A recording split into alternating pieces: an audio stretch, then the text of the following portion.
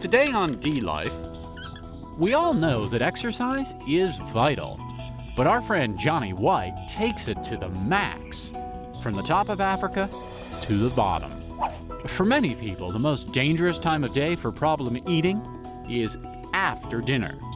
Dr. Paul Chinovsky has proof, and pretty much anything can happen when Jim Turner talks to real people about their diabetes. You get numb lips. Really? Mm-hmm. Never had That's that one happen. of my All these great stories, plus Chef Michelle in the DLife kitchen, and Dr. Nat Strand with some surprising shoe shopping tips.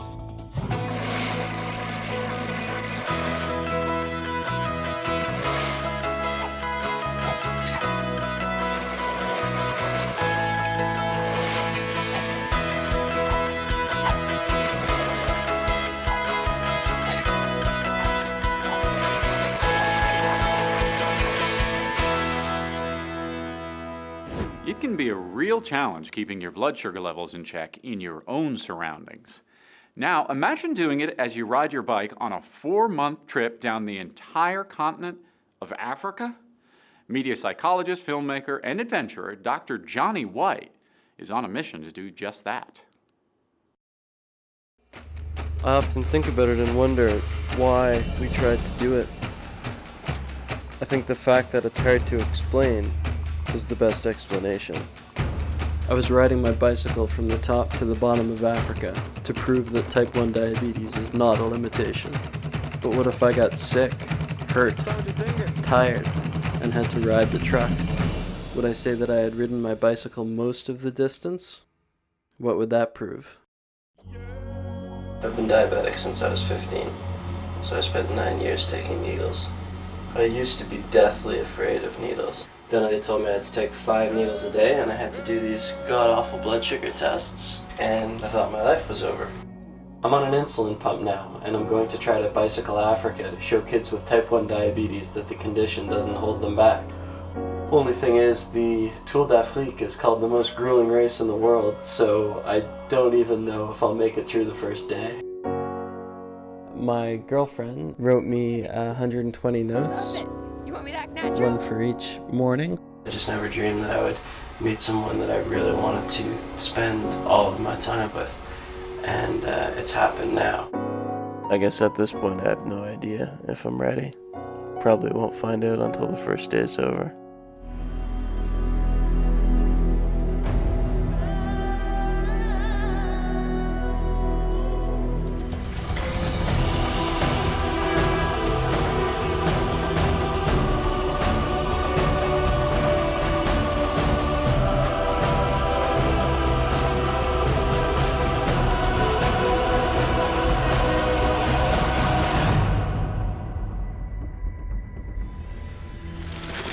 So you can see here in Sudan, there really aren't any proper roads. It's a decision which way to go, about every 10 seconds. I had my first crash. I've got a few, I'm bandaged up a little here. I don't know if this is decent for video, but it hasn't been enough to keep me off the bike.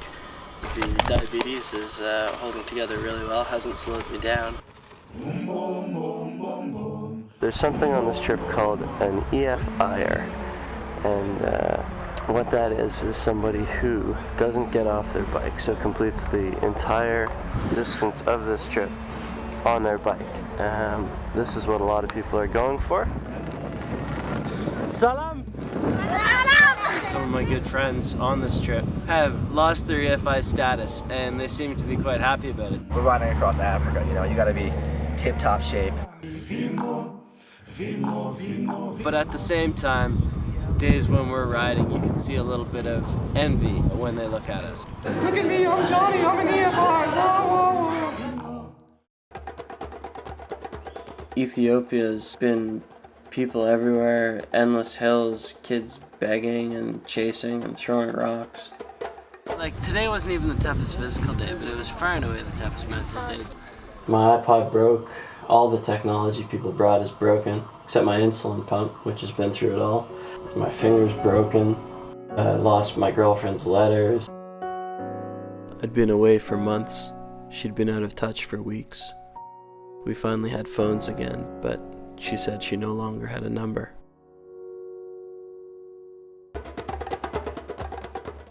Wanted to do a quick interview. I had my second crash today. Ran into a local who was riding his bike. Just wanted to put it on camera. Hopefully there won't be a third one. Things go wrong, but EFI seemed to be more about mental strength. Fiddling with one hand, not watching what I was doing, the road moved. You feel like you're on the home stretch, but then something goes wrong and bang, that's it. You're done.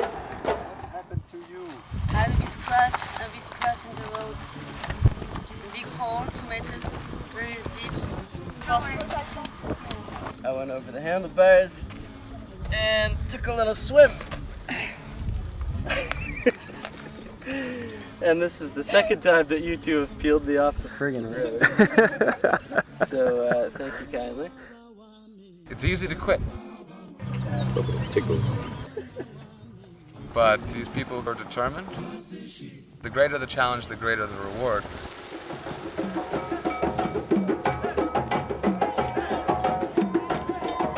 It was clear by now that diabetes isn't a roadblock. In fact, diabetes is what set me on this road. What's happening? They could kill me though. We're getting Maybe naked. more.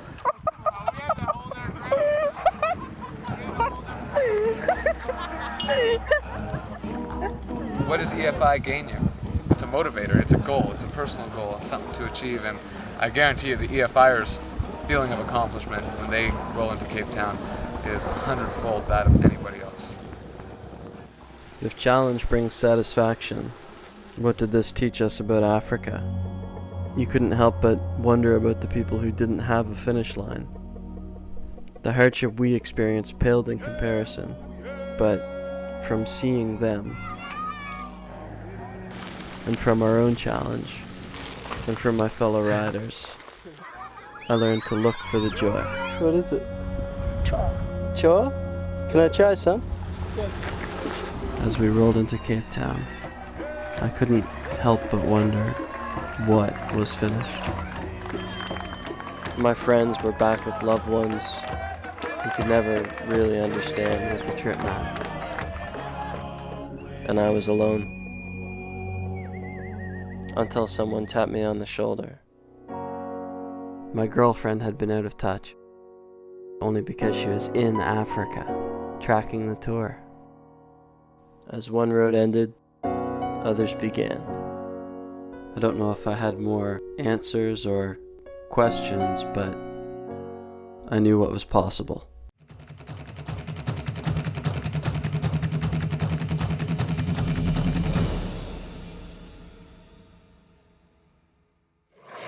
Johnny is a shining example that no matter how tough the mental or physical challenge may be, the only thing that can prevent you from meeting your goals is your attitude, not your diabetes. Johnny has started a website for those facing the challenge of a new diagnosis of type 1 diabetes. Visit welcometotype1.com to learn more. Up next, the dangers of nighttime eating.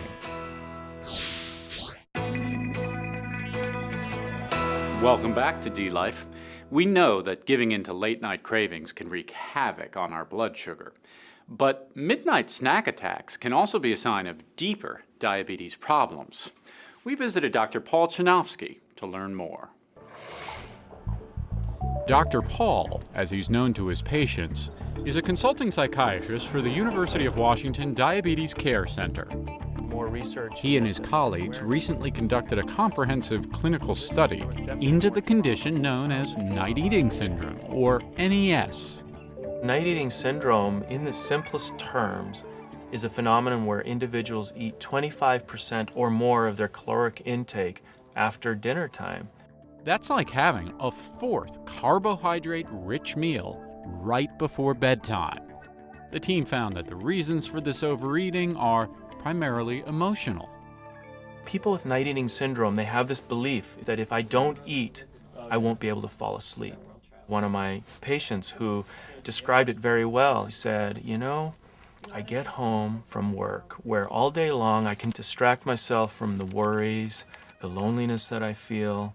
But at night, there's nothing to distract me and it gets very, very loud. So she described to me this pattern that she'd gotten into.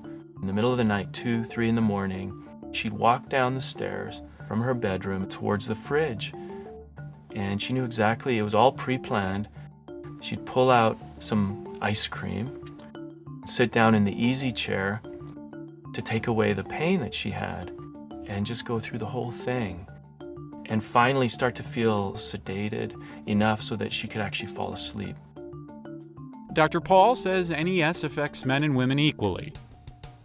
The additional influences of depression, which affects many people living with diabetes, and insomnia, can make a bad situation even worse. We found in our study there were 5 triggers that got people to eat. They were worry, sadness, anger, loneliness, and being upset. What researchers have found is that in individuals with night eating syndrome, the levels of leptin and melatonin are lower at night. So basically what that does is it reduces the amount of appetite suppressing effect, and it also decreases their ability to sleep. But in an odd twist, taking sleep aids is not the answer. One research study found that actually when people took a sleep aid, people continued to eat. They just had less recollection of those eating events. Dr. Paul says it may take months or years, but left unchecked, these unhealthy eating patterns can cause huge problems. So basically we found that people are twice as likely to have A1Cs over 7%, twice as likely to be in the obese range, and twice as likely to have 2 or more complications if they had NES compared to people that didn't. What happens is that the individual can't get their blood glucose under control. They can't lose weight. If untreated, night eating syndrome can actually lead to diabetes potentially. We don't have studies showing that, but if someone can't lose weight over time, that puts them at higher risk for developing diabetes. But there is good news for people with diabetes who are also susceptible to NES. The most important thing for an individual who thinks they may have night eating syndrome is to remember that there's hope, that these patterns that often are long-term patterns can be changed, and there's increasing awareness about what to do for these individuals. Biological treatments, psychotherapeutic treatments, and social support treatments are available for people with night eating syndrome. Coming up next on DLife, Chef Michelle has a spicy twist on breakfast, and Dr. Nat Strand has something to say about shoes.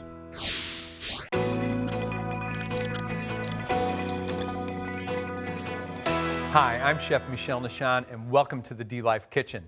Now, today's dish, the spicy egg casserole, is quick, easy, and very diabetes friendly. I refer to this as a pan casserole, but you can do it in an oven or a microwave. I just prefer to do it in a pan. Now, this is for 2 servings, so I'm starting with 4 eggs, which I'm going to whisk until they're slightly frothy. But first, I'm going to add a little bit of high-quality chili sauce, which has capsaicin, which has some good health benefits. I'm going to whisk it just until I break the eggs up a little bit. And then a little bit of cracked black pepper, one of my all-time favorites, and a little bit of kosher salt. Just get a nice whisk on here. There we go.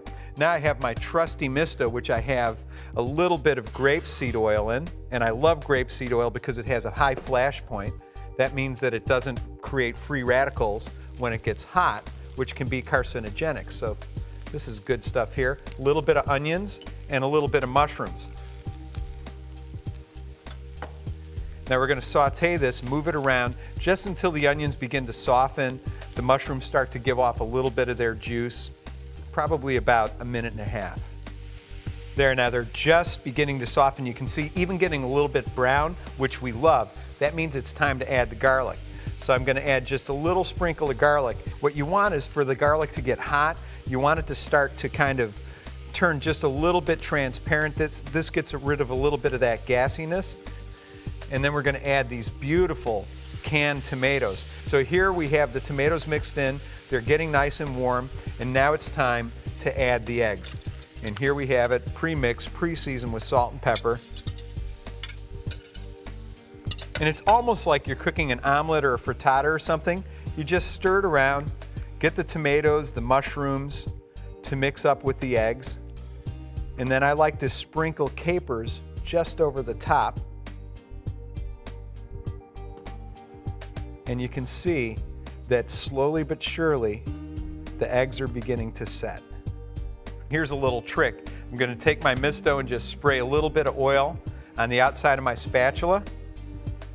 And then I'm going to move it over here to this plate and watch this. Yummy, yummy, yummy, yummy. Now, tomatoes, capers, garlic, onions, fresh herb is a good match. And here I have some beautiful Italian flat leaf parsley. I've got the lycopene from the cooked tomatoes. I have some fresh tomatoes here for garnish. So there you have it, a low-calorie, low-carb, quick, easy, delicious dish. And you can find this recipe and other great tips for managing your diabetes and health on our website at DLife.com/recipe-box. Use the recipe finder for this and more than 8,500 other recipes. I'm Chef Michel Nishan. See you next time in the DLife kitchen for more great food ideas. I'm Dr. Nat Strand, DLife patient champion. Good foot care is critical for those of us living with diabetes. Do you know the 5 rules of foolproof shoe shopping? First off, shop at a reputable shoe store that can size your feet and fit shoes properly. Second, always shop for shoes late in the day. Your feet swell as the day progresses, so a shoe that fits snugly first thing in the morning may be painfully tight by the late afternoon. Third, look for a shoe that will protect your foot, not expose it to more problems. This means a closed-toe shoe with a low heel and enough room in the toe box to avoid any pinching. Fourth, make sure the shoes fit comfortably in the store with socks before you buy them. Do not assume a tight shoe will stretch. Finally, once you've bought your new shoes, test drive them at home. Wear them in the house to ensure they feel just as good in action. This way you can break the shoe in gradually, and if you have problems, you still have a chance to return them for a better fitting pair. For more foot care tips, visit DLife.com/feet. When we come back, Jim Turner talks to some folks with diabetes about lows. You don't want to waste your low on anything boring. And as a result, you delay. Right. I've had diabetes for 42 years, and I've had thousands of lows. I've had lows that scared me, lows that confused me, few lows that actually made me laugh out loud. Why? I don't remember. And a few, very few, that I actually found pleasant. Lows are one of those things that set us apart from the rest of the human race. Well, we went to a Taking Control of Your Diabetes conference in Sacramento, and we talked to folks about their moments in suspended animation.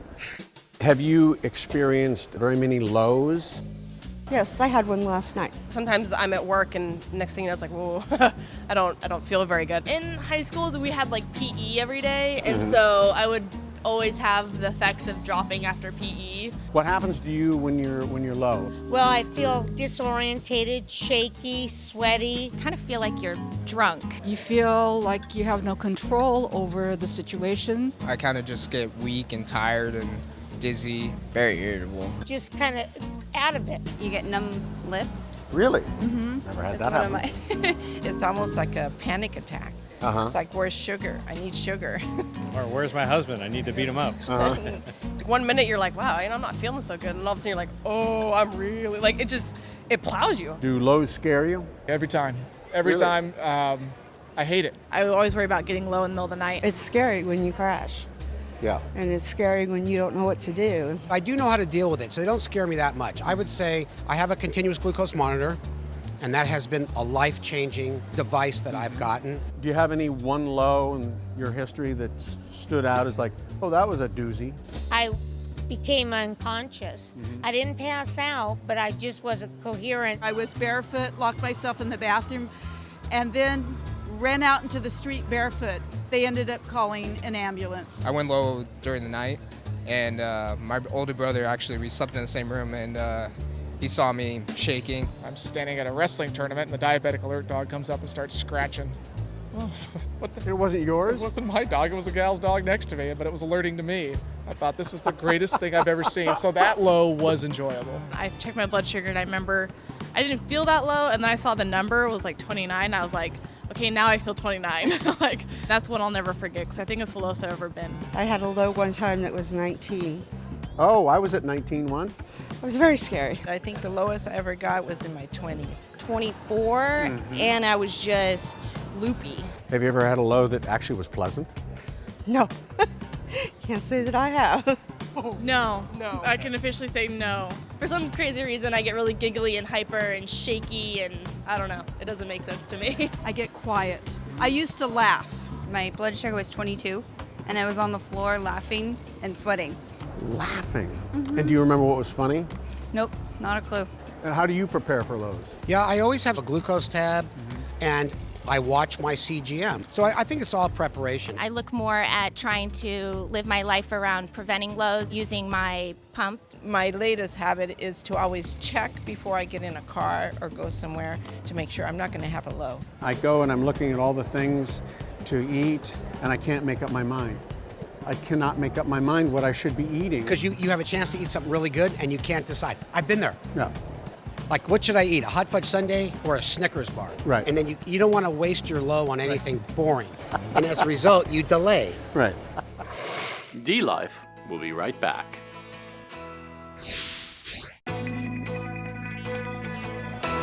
Thanks for joining us for this edition of DLife.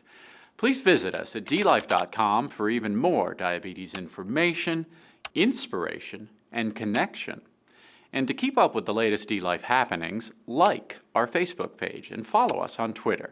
Until next time, remember it's your diabetes life. Take it one day at a time.